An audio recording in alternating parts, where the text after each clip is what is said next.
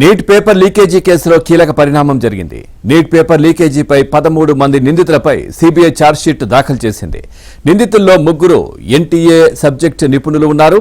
ఇక 92 చోట్ల సోదాలు జరిపిన సీబీఐ పలు డిజిటల్ ఆధారాలు స్వాధీనం చేసుకుంది. నిందితుల అకౌంట్లు, లాకర్లు, డీమ్యాట్ ఖాతాలను అధికారులు ఫ్రీజ్ చేశారు.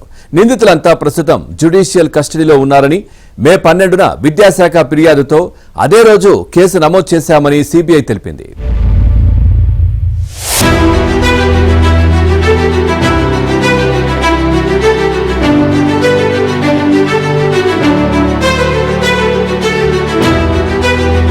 నీట్ పేపర్ లీకేజీ కేసులో కీలక పరిణామం జరిగింది.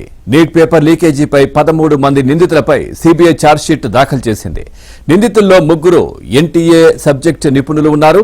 ఇక 92 చోట్ల సోదాలు జరిపిన సీబీఐ పలు డిజిటల్ ఆధారాలు స్వాధీనం చేసుకుంది. నిందితుల అకౌంట్లు, లాకర్లు, డీమ్యాట్ ఖాతాలను అధికారులు ఫ్రీజ్ చేశారు. నిందితులంతా ప్రస్తుతం జ్యుడిషియల్ కస్టడీలో ఉన్నారని, మే 12న విద్యాశాఖ ఫిర్యాదుతో అదే రోజు కేసు నమోదు చేశామని సీబీఐ తెలిపింది.